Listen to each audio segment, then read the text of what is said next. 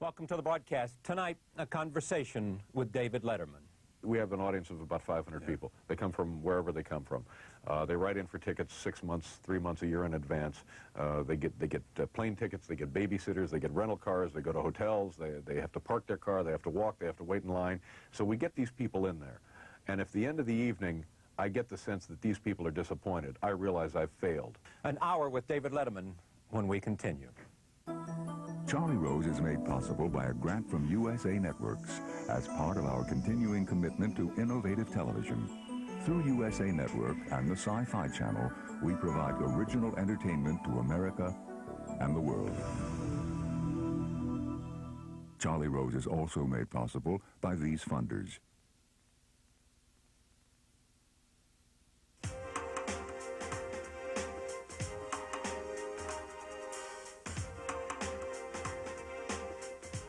David Letterman is here. He is a broadcaster's broadcaster, and I am very pleased to have him for this hour. Welcome. Thank you very much, Charlie. Pleasure to be here. Tell me about, what you seem to have to know a little bit about you is this love, this love of broadcasting. Yeah, I do. Where is that from? I guess when I was a kid, because when I was a kid, broadcasting, television at least, I guess strictly speaking, broadcasting is radio. But television was a kid also, and, you know, it was a big day in our house when the delivery boys, about an 8-man crew, unloaded something, you know, roughly the size of this room, and it turned out to be, I think, an Admiral TV. Black and white. Yeah. And we plugged it in and turned it on, and of course in those days, you turn it on and then you wait 2 or 3 days and then the picture comes up. It was just this, you could at night when you went to bed, you could sense the glow developing in the, and then, you know, you get the TV on Monday. By Thursday, it was ready to watch. And I can remember, and I don't know why I was home from school, because I, you know, should have been in school, but I can remember seeing these shows coming out of New York. Arthur Godfrey, and then I think for a long time he was simulcasting his radio show, was his television show, and there was something very fascinating about that, because Arthur Godfrey used to sit there with these giant old headphones and had a giant DX77 or 44 RCM microphone, and it was something just captivating about having a strange man in your house, although, you know, with Mom, we had plenty of strange men in our house. No, that's not true. Now, let's strike that from the record. But, you know, there was this guy, and here I was, I don't know, 7 or 8 years old, and for some reason, you know, Arthur Godfrey was talking to me, and for the life of me, I don't know what Arthur Godfrey and I then, or even now, or ever would have had in common, but there was a guy talking to you. And then after that show, I think we went to do a show, it was like the Gary Moore show, and it was just a different version of Arthur Godfrey. Gary Moore was really great. I'm not certain how he was regarded in his day, but my feeling is he was underrated, because I think he had a very, very long, successful career in broadcasting. I think from what people tell me, our old director, Hal Gurney, actually worked with Gary Moore, said he was a decent guy, a nice, decent guy, and he was also very good. But it was just that sense of somebody's talking to me, and there's something fascinating and captivating about it, and that for me was, I don't know, I can't over-romanticize this and say that, boom, that was the moment, but it had an impact on me, and I think everybody else who was new to television and vice versa. How about people like Kovacs? Didn't know much about him, actually. Saw him a little bit here and there, but honestly didn't know much about his. I know he had several shows, and I know he was regarded as being very inventive, and there was a time, I guess when we were doing a morning show at NBC, that people made some comparisons between what we were doing and what he was doing, and I can only say that I was flattered by that, but it was purely accidental. And there was even a story that you and your staff went over to the Museum of Broadcasting and watched all the old Kovacs shows just to get a feeling for what it was that he was about. No, we went over there because I think they had a free buffet one day. Yes, why not? We actually went over there and looked at some old Steve Allen shows. Because when I was a little bit older, as like 12 or 13, on Friday night, my family would let me stay up. Well, let me, you know, what the hell did they care? So I would stay up and I would watch this Steve Allen show that I remembered later in my life as being just wild and uncontrollable and unpredictable and silly and goofy. So those are the shows that we actually went over to dig up out of the museum. And we looked at those, and I think also along the way, because our announcer in those days, Bill Wendell, had been the announcer on the Ernie Kovacs show, so we looked at some of those as well. But the ones we were really looking for were the Steve Allen Westinghouse shows. How about Parr? Well, Parr was an influence in my life early on, and I can remember occasionally getting to stay up and watch him. And for me, you know, Jack Parr was like for a kid in Indianapolis, that was like the New Yorker magazine. Everything was very sophisticated, very witty, crackling. Everybody stopped by to say hello. That's right, dropping in. Alexander King was part of his. And the air was electric with a fascinating conversation. And then later, again, through Hal, our director, I was, you know, lucky enough to meet Jack Parr. And it was amazing. When I met Jack, I think he was in his 70s, and was invited to his house a couple of times, and it was like Jack was still doing the show. I mean, I don't mean to suggest that he was nuts and had the set, everything in the living room, and Miriam, his wife, was introduced. No, it wasn't like that. But he was bright and alive and full of curiosity, and it was like he had not missed a beat from the time he really was the king of late night. This guy, you know, that's back then. That's when he was getting like a 50, 60 share night in and night out. And the country hung on this man's every word. He left it all. Can you imagine walking away from it? Well, it's nice to think that you could. He left it all. He walked away. He did it for 5 years, which seems that's not even spit in a bucket now. And then he did some primetime things, and then he walked away completely. But he came back. Yeah, and he came back later, and it did not work as well. And it's a lesson that one should learn, because nobody did it as well as he did. And then to have his return to television, it was ignominy. You know, it shouldn't have. He was badly handled, badly treated, and I think he recognized that it was a mistake.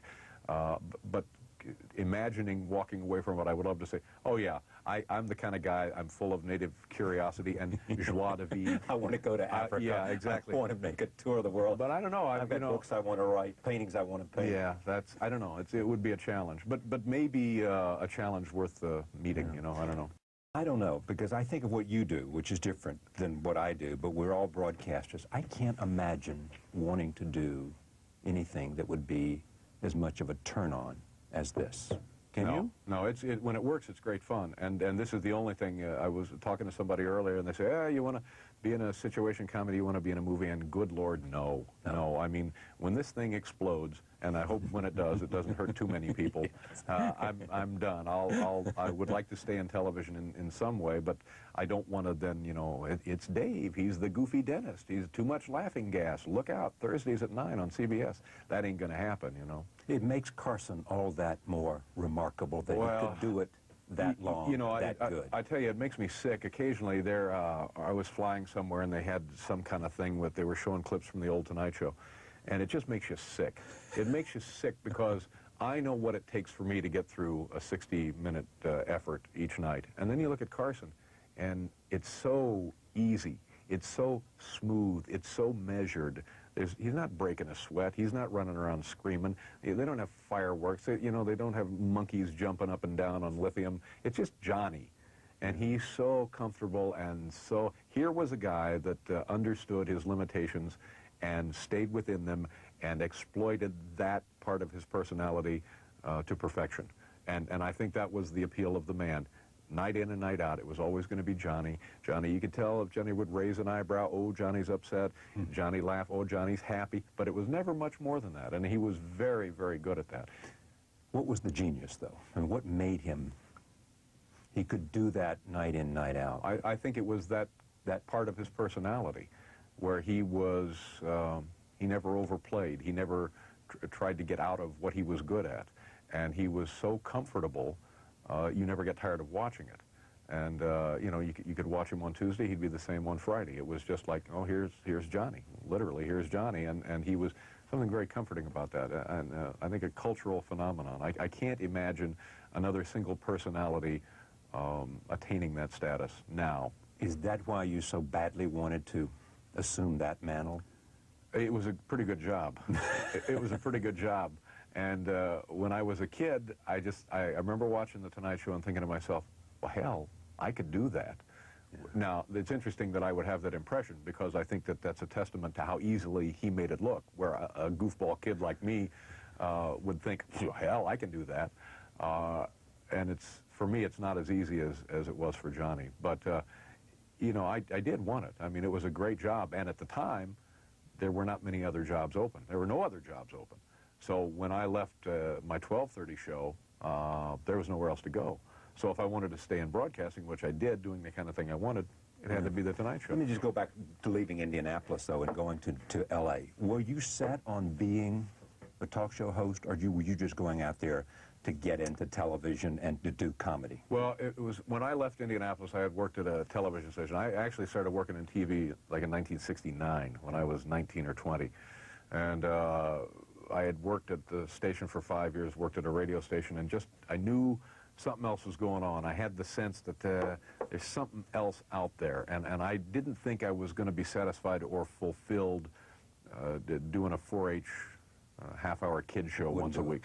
And I would see these guys come on the Tonight Show, these comedians, and I would think, oh man, I just wondered maybe if I could do that a little bit. So I told my family I was going out to be a writer, you know, because the idea of me actually being in show business, that would have horrified and sickened everyone. And now, come to think of it, the fact of me in show business actually horrifies and sickens millions. Yeah, but then you brought your mother into show business. Oh, Lord. So I just said, no, I'm going to go out to be a writer, because I really felt like that's my calling. I said, you know, I'm a goofy-looking guy. Nobody really going to want me on the screen. But I knew in the back of my mind what I would try is to get into comedy, to do stand-up comedy. And in those days, you knew how to do that, and that was go right to the Comedy Store and start doing it. Before that, I wouldn't have known how to get into comedy. Did it come natural for you? More or less, yeah. Yeah, like anything else, there are some, you have an affinity for something, but there's still many, many things to learn. You know, I can remember the first night I was on stage at the Comedy Store, and my first reaction was this bright white light, and I thought it was one of those near-death tales. I thought, oh, there's the white light. I guess I'm coming home, Uncle Eddie. And I can just remember, you can kind of just, there's something visceral. You can sort of smell the people out there because they're all just loaded up on watered-down drinks. And all of a sudden it was an out-of-body experience, because I just could see myself standing there saying words that I had memorized to the silence, but still smelling the people. And it was an exhilarating experience, but also a complete failure. And then when you got the laughs? Well, that night I got no laughs. But I was happy that I had done it. I was happy that, okay, I've tried it, and now maybe I'll try it again. And like anything else, you just make a little progress here, and you slip back a little and continue to make progress. And I knew pretty soon that I was not cut out to be a stand-up comedian, the kind of guy that will take 250 gigs a year. He's on the road all the time. He goes to Las Vegas, then he goes to Jupiter, then he goes to Neptune, and then he goes to Buffalo, and just, there are guys like that. And God bless them, because these are the guys that can do it. They have an iron Jerry constitution. Seinfeld was that. Jerry Seinfeld, absolutely. And many, I think there are fewer younger guys doing it now. At one time, I think it was more the domain of an earlier generation. I knew I didn't have that, so I felt like I'm just going to use this to kind of get into television. And then you did Johnny. Did the Johnny Carson show a couple of times, yeah. And he instantly liked you. Well, it went pretty well, but it was no real surprise, because I had about 4 or 5 years, and I had 20 minutes of material. 20 minutes of material, and I had it divided up roughly into 4 Tonight Show shots. And you've memorized it, every comma, every semicolon, every pause, everything. So it's rote. So I knew the first one would go pretty well, and it did go pretty well, and to me that was, and I think is still the biggest thrill I've had since I've been doing television. That night? That night, yeah. What did he say to you when you sat down? I have no idea. I have no idea. I can remember at the time I was sitting there, and this happened. I left Indianapolis in 75, and I think like 78, 3 years later, I'm sitting next to Johnny Carson. You know, it wasn't Rich Little. You know, Johnny was there that night. It wasn't Hugh Downs filling in for Johnny. It was Johnny. And I can remember, and this is forgive me if it's clumsily articulated, but my reaction to it was like, all your life you see a $5 bill. All your life you see a $5 bill. And then suddenly you see Lincoln.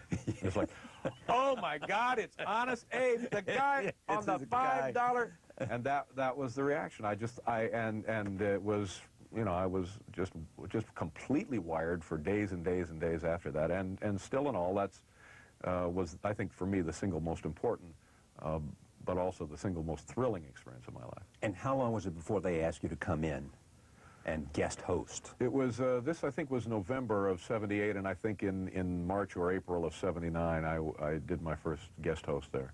Yeah. And then you put together the morning show. Put together the morning show, which was pitifully misguided. Yeah, but the essence of what you do now was there, It's wasn't the same thing, yeah. But I think in many ways, the show was to go live, I think, from 9 to 10:30. I think that's what it was, or 10 to 11:30. I don't know. Yeah. It was a live 90-minute show. Well, that's just suicide. And it's in the morning, and we just wanted to do, we thought this might be our only opportunity at television, so boom, we just wanted to do everything. So we just did everything silly and stupid, and the first 6 weeks we didn't have a producer, and then we didn't have a director, and the host they had was me, so, you know, you're in a hole there. And it was just chaos. It was like a really bad television workshop at a community college. It was like, what do you want to do today, kids? Yeah, but did somebody come and say, this is great, it's just on at the wrong time, and so we'll give you a lot of money just to go away and take care of yourself for a year until we figure out what to do? I think somebody looked at it and giving us the benefit of the doubt said, yes, it's on at the wrong time. And it very well Yes, could prove to be that there is no proper time for me on television. But it was a giddy experience and also horrible. But we knew early on we were done. We just knew. That's not going to work. 6 weeks into it, we knew we were on, and then we ended up being on 18 weeks. So once we knew we were gone, we were done, we just said, you know, it was bunker mentality. We don't care. We just, you know, we couldn't care less, and it was so much fun. And when you went to do, finally, after that year, was about a year off when they paid you a bunch of money and said, just come back later. Right. And you started 12:30, the Late Show. Right. What was the idea behind the Late Show? What was it? I mean, because what you saw late night was an attitude, you saw an irreverence, you saw a sense of having fun, you saw something that was not on television at the time. Right. And I think it was dictated by, one, we knew we wanted to continue the essence of what we tried in the morning, and then also there were some logical constraints and definitions caused by the fact that we were coming after the Tonight Show. And what I really wanted to do was the Tonight Show. Even then, that's what I was comfortable with. I had hosted that show, I had watched that show. That's really what I wanted to do, but it doesn't make any sense. And Johnny wanted to make sure, you're not just going to be doing my show.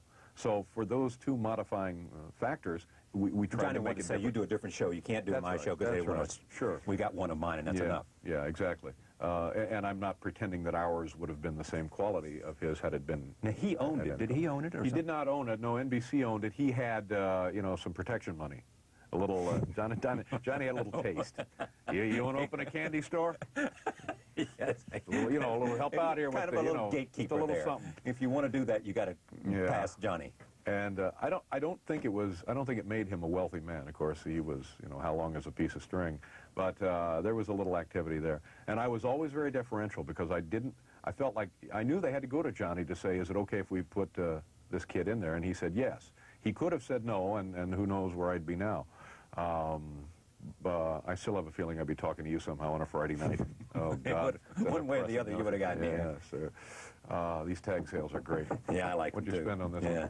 But that show, and then you went through this whole process, and now in this book, Late Shift, and this movie on HBO, and you've talked about that enough. When you were thinking about going to 11:30 and all of that, do you have any regrets now that you went to CBS rather than NBC? No. I tell you,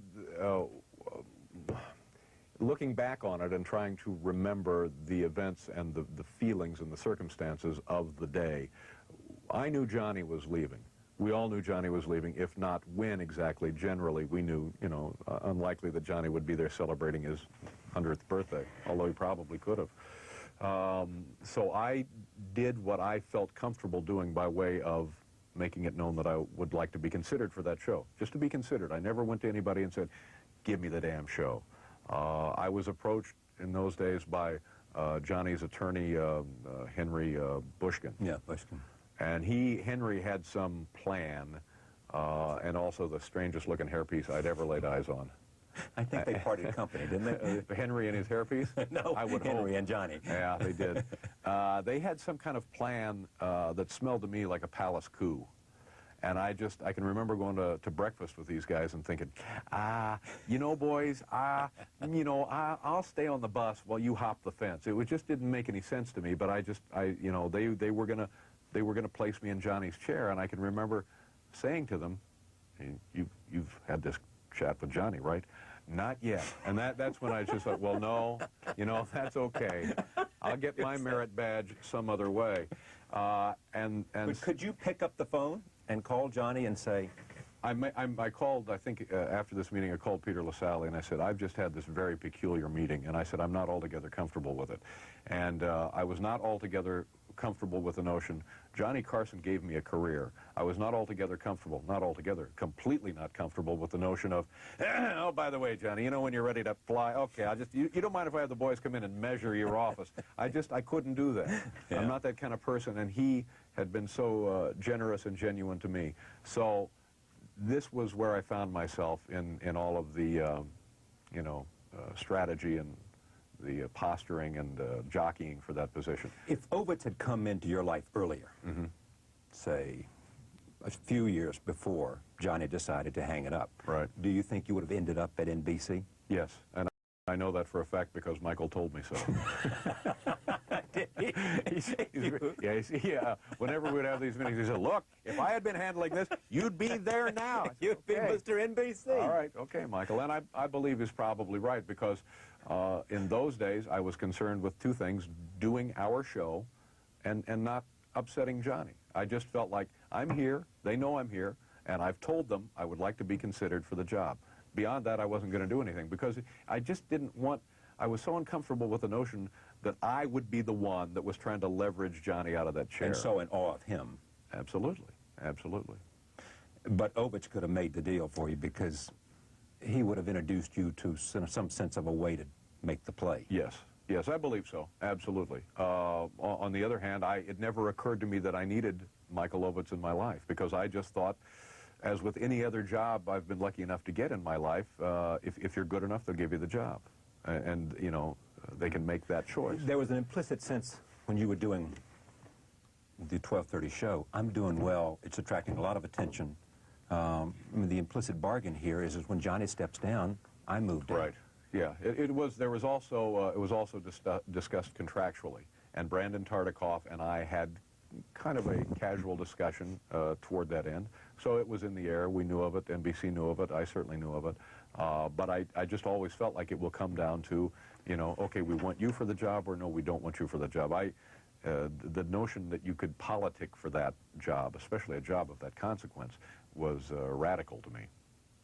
When you made the decision to go to CBS, what went through your mind in terms of what you would have to do at 11:30 that would be different than what you were doing at 12:30? Well, at the time, that was a big, big issue because, and I don't know why, but people view 12:30 and 11:30 as being two completely different, almost polarized spots on the clock, and they're not really. The people that are watching at 12:30 are people that have been up at 11:30 and continue to watch. The people that watch at 11:30, and it's not that different, it's the same deal. But we imposed on ourselves kind of a strict scrutiny, and we decided, okay, it's got to look like more money. It's got to, I remember talking to Hal Gurney, make the opening, make New York City look like a postcard. Make everybody salivate when they see New York City. And as you know, many of the citizens here, that's all they do is salivate. Yes. Make it look like Las Vegas. Make people want to get on the first damn bus and come to New York. And I think that was the first kind of thing we discussed. And then the rest of it was minor, like we added some guys to the band, we looked at the wardrobe, we had a bigger theater, and beyond that, it wasn't much different. What makes a good show? For me, my personal criteria, as we were discussing earlier, we have an audience of about 500 people. They come from wherever they come from. They write in for tickets 6 months, 3 months, a year in advance. They get plane tickets, they get babysitters, they get rental cars, they go to hotels, they have to park their car, they have to walk, they have to wait in line. So we get these people in there. And if at the end of the evening, I get the sense that these people are disappointed, I realize I've failed. And what makes a good show for me is any single element or any combination of elements by design or accident that pleases these people and makes them satisfied with the difficulty they've had to endure to get there. I feel like, great, that's it, stop the clock, no more calls, this show will be fine. Because I think that sense of enjoyment, breaks through the glass. But do you think you're the best judge of that? Yes. Do you really? Yes. Because I know people have said to me, they come to you and say, great show. Well, they're little suck-up weasels. I mean, I saw, you got a lobby full of them here yourself, Golly, for heaven's sake. Everybody needs them, don't they? Yeah, of course. But you're convinced you know what's a good show. Yes, yes. I do know because I'm sitting right there. I feel it. And how many times a week do you have a good show on the average? Not as many as we would like. I think this 3 out of 5? 3 out of 5 would be great. man, I'm telling you, I'd sell my soul for 3 out of 5. And sometimes we get there. Sometimes we get 5 out of 5. Some nights, it's, you know, you get a good show 1 out of 5, and you think, ooh, okay. How different is the show you're doing and the show that Carson did for all those years? Well, you know, we're doing circus time. You know, we got people swinging on things. We're setting fire to stuff. We got folks running around naked. And Johnny come out and do his monologue, the favorite part of everyone's evening. And then maybe he'd do Aunt Blabby, and that would be it. And maybe he'd do Aunt Blabby once a month. Maybe he'd do Karnak. Maybe he'd do Stump the Band, and that was it. And then he'd sit down, and Florence Henderson would come out, and, you know, Johnny would, you know, say silly things to Florence Henderson. So, I mean, I don't mean to suggest that he was loafing. He was doing a lot of work, but it was not this, this barrage of stuff where, okay, let's see what Party Boy's doing tonight. Come on, let's go, do something, light something up, scare somebody. But my point is that, do you think you've got to do that because that's where the audience is in 1996, or do you think it is simply a reflection of your sense of humor, of your comedy? I wish I could say it was a reflection of my sense of humor and my comedy. Mostly at the core, I think it is. I don't know whether we have to do that to attract and keep an audience. I just don't know. Then why do you do it? Because of the competitive nature of the current marketplace of television, which is now seems like infinite. You feel that that's required. And Lord knows, I don't know if it is required. But that's the feeling, that's the sense. It's got to be lively. The feeling it's of you or the feeling of your staff? Everybody, and I think we have contributed to this. Sadly, I think we've bit on our own bait here, because when we first came on the air, I mean, every night we had, you know, hot air balloons going up in the audience. We had people jumping out of blimps. We had you know, it was just nuts. But we thought, you know, this is our one chance. We got to load it up and go here, and I think that. Then the Tonight Show, from that experience, I think they also decided, well, look what these guys are doing. You know, we got to do that plus. Yeah. It reminds me a little bit of like what happened in daytime television, though. I mean, you know, Donahue started doing this, and then everybody took it a little further. That's right. Until it collapsed. I think it's the same dynamic. Its own way. And I wish I could tell you I was confident that that's the right way to do it. And I don't know. I watch, every Friday night, I get a chance to watch Tom Snyder, who's on just after us. And when I see Tom, and when I see shows like this, and some other shows, I'm reminded, you know, that maybe what you really need here, maybe all you really need, is legitimate communication between two people chatting and people watching. And I don't know. But you don't trust that for... No, I don't, because, you know, I've read too many things about our show. You know, it goes, it's dull, it's old, it's tired, and you think, well, yeah, that's me. I'm here, yes, present, I'm dull, I'm old, I'm tired. Tonight at 11:30. But what do all those writers do on your... You've got, what, 15 writers? Yeah, I guess. Yes, I don't know. Good Do you know them, and what is it they I've do? met most of them. At the Christmas party, a lot of them come up and introduce themselves. Hi, Dave. Yeah. Oh, yeah. I've seen you stealing supplies. Yeah. Nice What is it they do? Do they write the skits? Do they write the monologue? Do they write what? Well, yes. All of that. In answer to your question, What do you do? I actually do very little. I actually do very little. Is that true? And it's just as well. Yeah. No, come on. You come in there. This show is your life. Yes. Yes. As this is for me. Right. I mean, it is, there's nothing you'd rather do. That's right. And you are driven, obsessed to make it as good as you think it can be. That's right. And my influence on this production is, as it has been for a long, long time now, the ultimate yes or no. And when you have really good people, you're going to get more yeses than nos. So that's my only contribution to this, is, you know, hopefully saying yes more often than I say no. What do you enjoy the most about it? Is it the monologue? Is it the skit? Is it the interview? It's, for me, if something goes crazy, and one of two things can happen. If something breaks down, something is not planned, something untoward occurs, it can go one of two ways. It can go up or it can go down. And when something happens, something tiny, something from the audience, something from Paul, something from a guest, something, just a speck on somebody's coat, and when that turns into something huge, and then that little tiny thing dominate the rest of the show. For me, that's the best. That's like cold fusion. It's like, you know, come in here. What's the guy's Alexander Bell? Come in here. You know, it's that kind of thing. What's the guy's name? Fermi? I don't know. The guy who discovered... Fermi, the guy who invented the atomic telephone. Albert Einstein. No. Alexander Graham Bell. Exactly. Said, Watson, come in here. Right, right. You feel like, look what we've created. The monologue.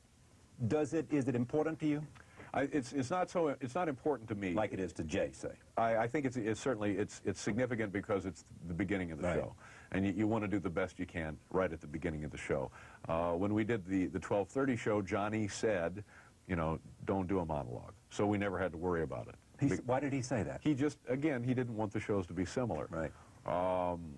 And I've always, there's nothing better than a great joke. Nothing better than a great joke. Nothing harder to write than a great joke. So I have a great deal of respect for that skill. And I wish I could say that you can write 20 great jokes 5 nights a week. I don't think it can be done. So you end up writing things that you think need to be addressed. You end up writing things that have kind of a knee-jerk reaction. I mean, for months, the punchline to every joke we told was Joey Buttafuoco. Kaboom! You knew. Yeah.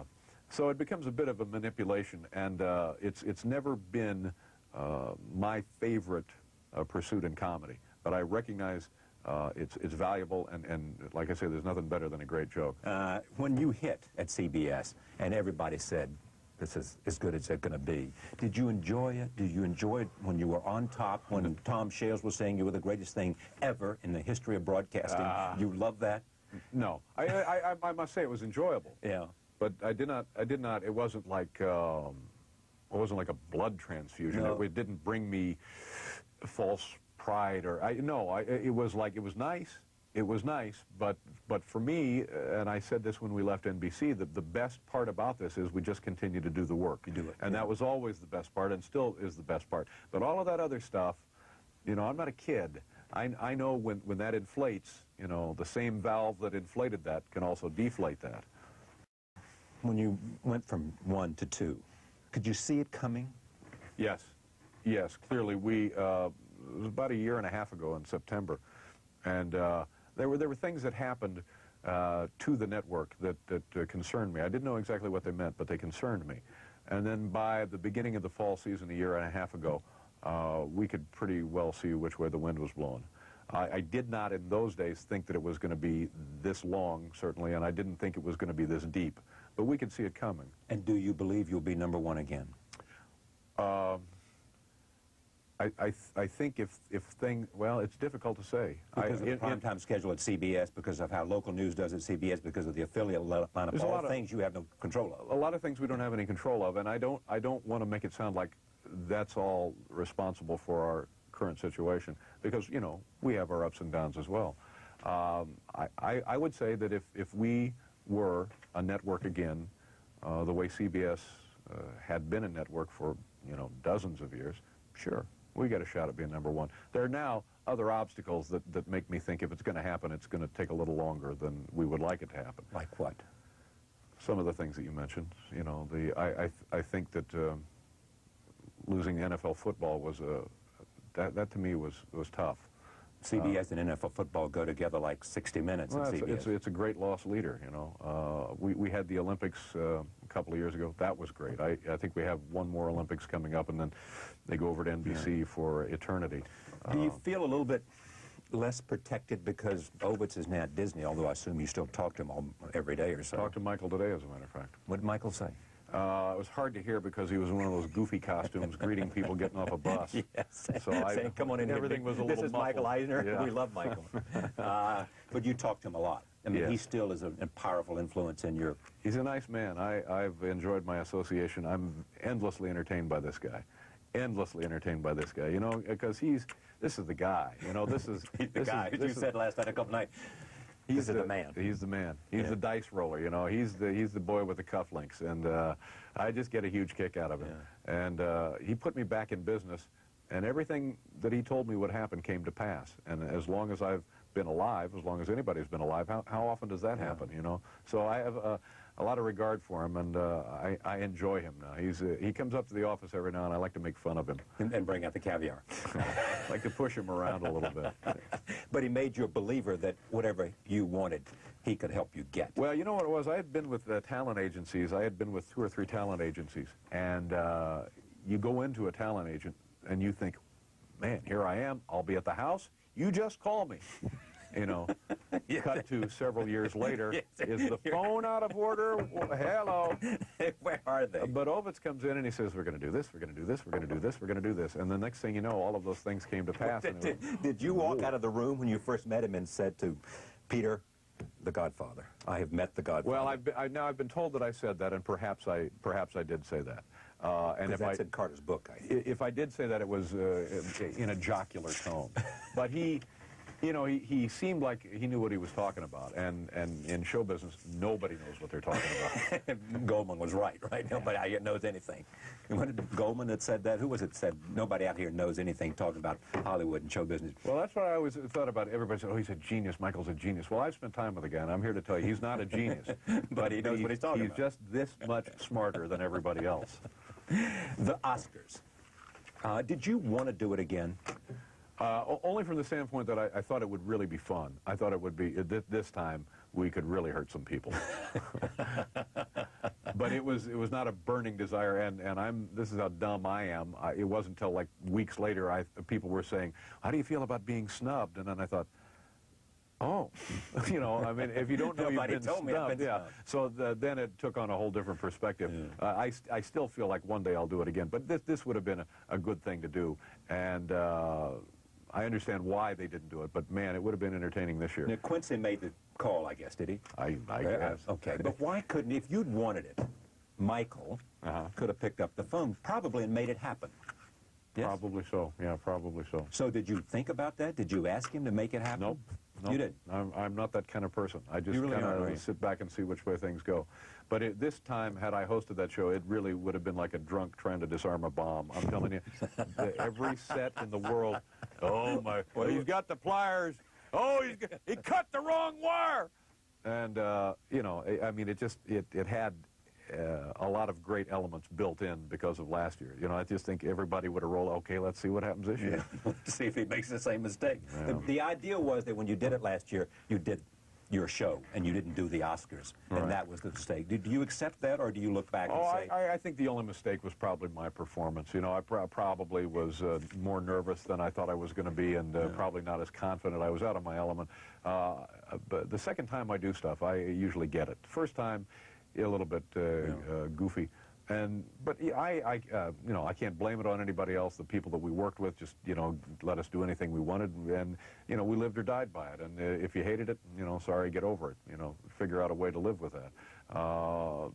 But it's to me, I guess it's supposed to be some kind of deep scar, but you know, after the initial heat, you know, cloud that I just thought, well, yeah, I screwed it up. So what? It's the Academy Awards, for God's sakes. I'm happy I screwed it up. Just a billion people. Who the hell cares about a billion people? Well, first of all, that figure is not true. You think about it. How many people are there in this world? 6 billion?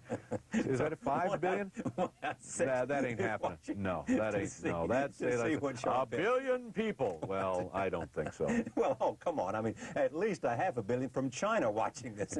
Oh, no. They're setting their schedule right now. Letterman screw up again. When you begin to look at the show now, are you happy? I mean, in a sense, you're number two. Is it different adjusting to being number two at all for you now? It doesn't feel any different because we think, you know, it's the same amount of effort going into the show now as it was in the beginning.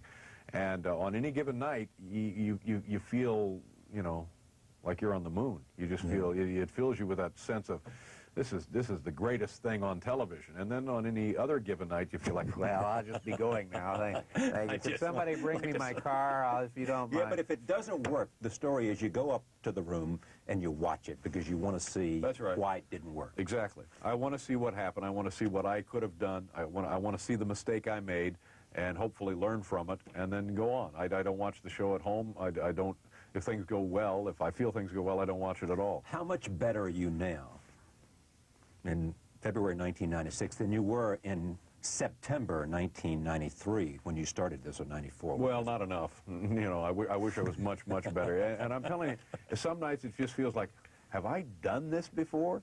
Because the variables in doing a show like this aren't infinite. You know what they are. It's a half a dozen things.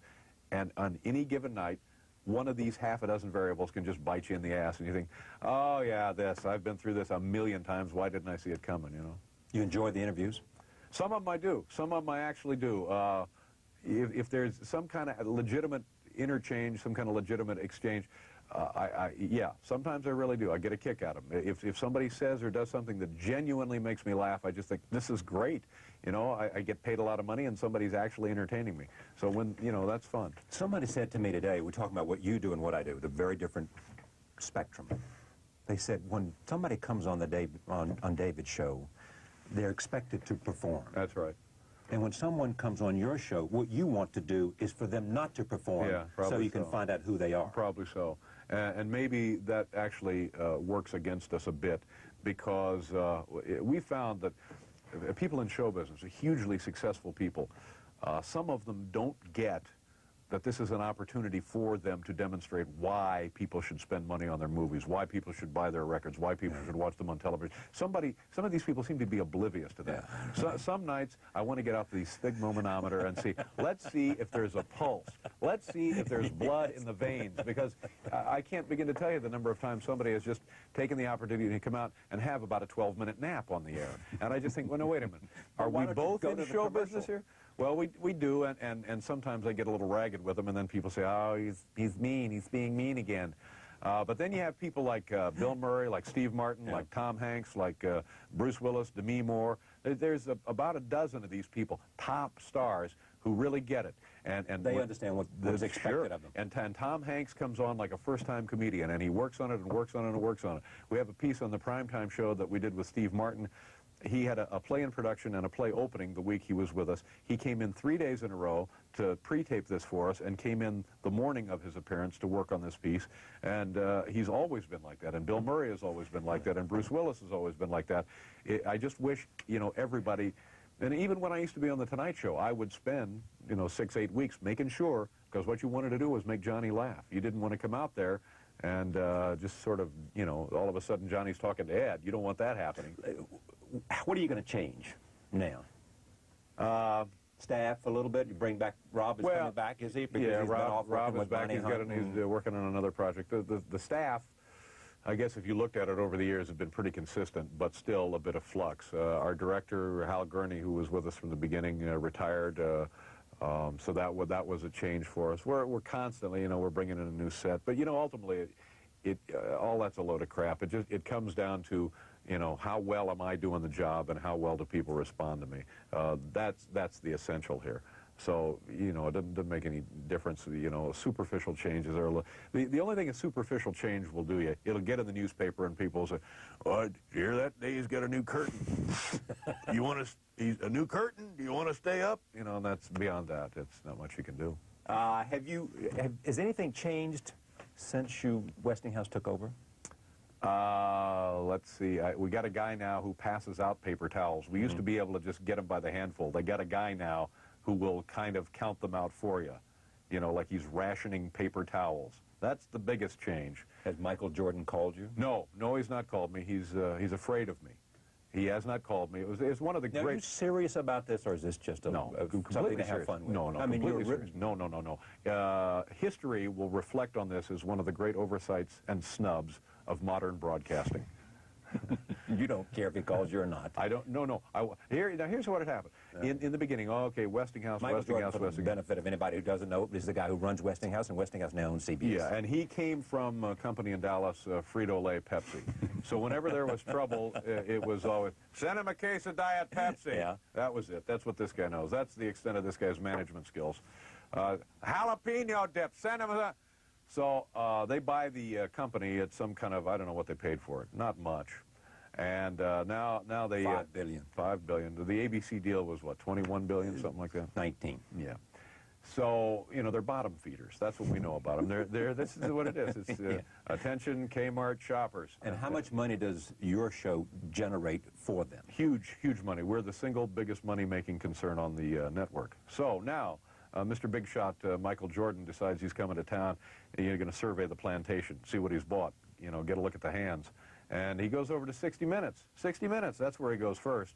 Big money maker for them. Yeah, but not as much money as we're throwing off. Right. So he goes over to see them. And as I've said, 100 times, and it's like 2 blocks away from where we work. He goes to see the boys at 60 Minutes because he's hoping if he kisses up to these guys, the next time Westinghouse has a toxic dump spill, you know, they'll look the other way.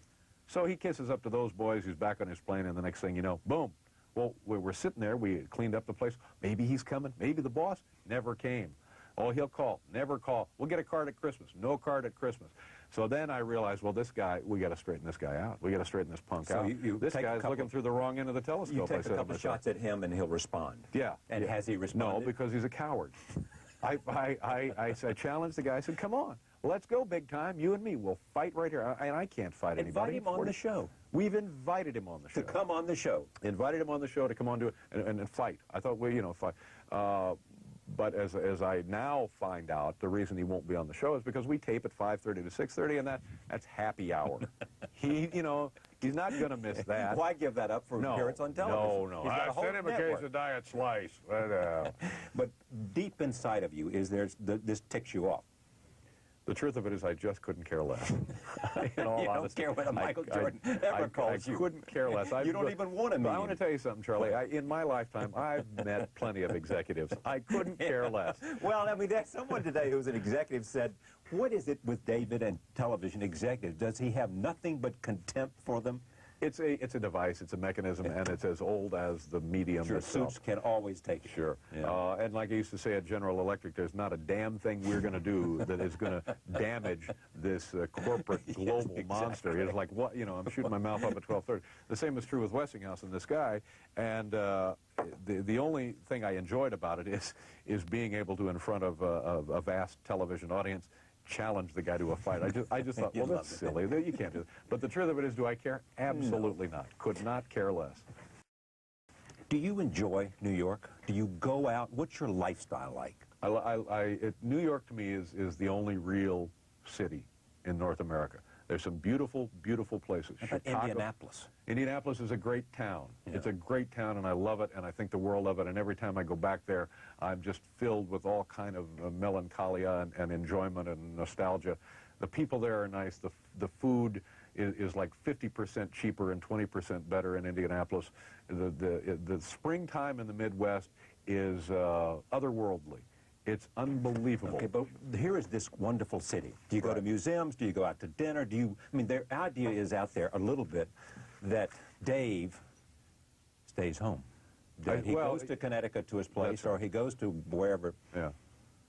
I do. I go home. What, I mean, don't people go home? Well, they do. But, I mean, are you enjoying this place? Do you go to museums? Do you go to the Garden to watch the Pacers play when they come in? Not currently. Not currently. I've done all of those things. I've been to every museum. Not every museum, most of the museums. I've been to plays. Haven't been. The last play I saw was Glengarry Glen Ross. I have problems at plays because of the seating in these theaters. I'm an enormous man, and if I have to sit there jammed into these super coach seats they have in every theater, you know, halfway through the first act, my knees have locked and are numb, and I have to have a guy with a forklift come and get my ass out. And I do love being here, and I recognize all of the cultural advantages and privileges that you have with this city. Yeah. And I take them as I can avail myself. Do you really? I mean, do you go out much at all? The schedule I'm on now is... one thing we would like to do is invoke some humanity into our schedule. It does not exist. It does not exist. Like what? What time do you come into the office? Well, my day begins, I get up at dawn every day, and then I leave the house. Come on, do you get up at dawn? Get up at dawn and run to Bridgeport. I go right up I-95, and that's about about a 60-mile round-trip run. I come back, I have the breakfast, I have the pancakes, I have the eggs, I have the rasher of bacon, I have the toast medley, I have the jams, the jellies. Of course you do. And then I shower off and drive to work. I try to get to work around 10, and then from 10 o'clock on, it's a fist fight. And we get done. So what do you do all day? Yes and no. Yes and no. Just, yes, I'll okay, do this. No, yes, no. Yeah, pretty much that's what Someone said to me that just for the top 10 list, you've got 15 rides, and each of them make up a top 10 list when you decide what the subject's going to be, and then you select the top 10. Right. Yes, right. yes, yes, no, right. no, no, That's no. right. Yes, That's yes, right. yes. I mean, the top 10 then ought to be brilliant every night. Well, it certainly is not. Yes. But sometimes Geez, I'd just give you $1,000 if I could light this cigar, Charlie. Look at this. It's look like Smokey the Bear is coming in to show us how to build a campfire. Well, I remember when Sean Penn was here. Yeah, but sometimes, unfortunately, you know, like television, you're always late. You're always late in television. By the time I get to work, you know, I'm an hour late, and that's just the way it goes. And sometimes things that every day is the best compromise we can make. And sometimes the chips fall your way, sometimes they don't. But the plane's taken off at 5:30 one way or the other.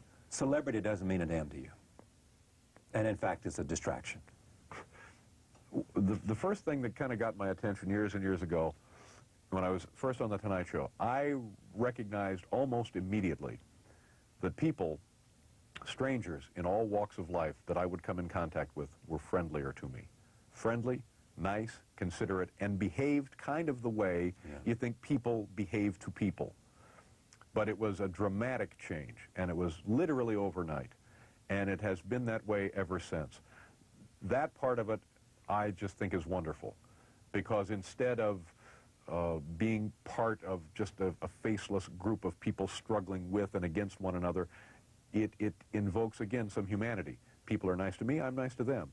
And sadly, I don't think real life is like that. And this is, to me, the great benefit and luxury of being well-known. So I enjoy it. I try not to abuse it. And I do my best to be nice to people who are always nice to me. And I count myself really being lucky for that. Because I can remember, and I think everybody who is not fortunate enough to be well-known understands what this struggle is. You know, people for no good reason sometimes just go out of their way to make your life unpleasant. But that all changed about 20 years ago, and I just think, man, if this was really the world, that would just be keen. If we all were celebrities, everybody happy, everybody nice to see you, all nice to see you. And it's contagious. When they're nice to you, you're just nice back to them. One of the great things, in addition to that, about being a broadcaster is you get to see your work product every night. Right. I mean, think of the people who work every day. They don't get a chance to see. I mean, you build every day to 5:30. Right. I build every day to 6 o'clock. I tape them 30 minutes later than you do. And you get to see that night what you have crafted that Right. But that day. you know, there are many other pursuits in the world that are like that. I always kind of liken our operation to a small restaurant. You know, you come in, you go to the market, you see what's available, you see what's fresh, you put it together, you get a menu, and then you can see if people like it. And then, you know, the next day you look through the cash receipts and you know how you did. So it's not unique, but it is satisfying, very satisfying. They also say about you that you're enormously self-critical, that when things don't go right, you don't blame anybody but Dave. Well, that's being generous. You know, sometimes I can... Impossible to live with, but... ultimately, I accept the responsibility for everything that goes wrong. And it's like a guy driving a race car. You know, they build the car, they put the engine in it, they tune it, they fine-tune it, they adjust the aerodynamics, they adjust the fuel flow, whatever, and then I go out there and put it in the wall. I mean, every day I'm given the elements of a great car. And some days, because I'm human, I just stack it up. And there's nothing more discouraging than that. Stack it up against a wall. Exactly. And knowing that the staff of 50 or 60 people have done their best every day, then they put me in the damn car, and oh my gosh, he's tapped the wall in turn 4. So I feel like I'm you know, I'm responsible, and I should be responsible. My name's in the credits. I get the big paycheck. You know, it's me. I can take it, and I screw it up more than anybody else in the production. Tell me, I've got a thing here about the special. What's going to happen on Monday night, February 19th? You've got, listen to this, folks. Howard Stern, Robin Williams, Mary Tyler Moore. Your mom will be there. Mom will be there.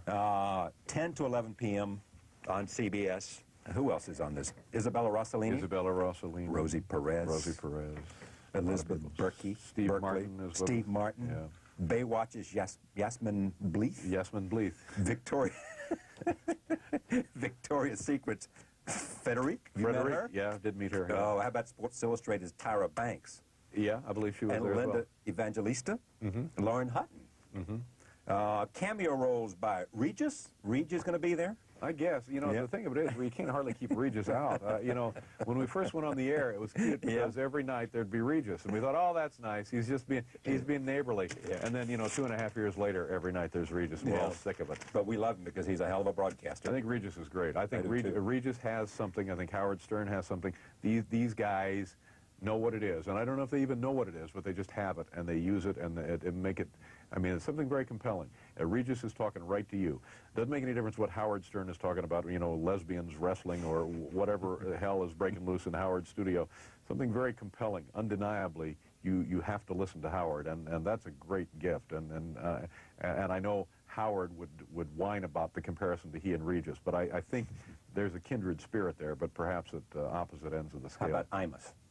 I think Don Imus is very good. I have a lot of respect for this guy because what I know of him, he kind of rebuilt for himself a career and a persona after years and years of substance abuse and being in radio a long, long time. And nobody really survives in radio or television a long, long time unless they're first rate. And I think his present incarnation, I think, is endlessly entertaining, and I have a lot of respect for him as well. And so do I for you. Thank you for doing this. Charlie, thank you very much. Pleasure. Nice to see you, sir. David Letterman, an hour, Monday night, February 19th, 10 o'clock, the late night special on CBS. Thank you for joining us on this Friday. We'll see you Monday.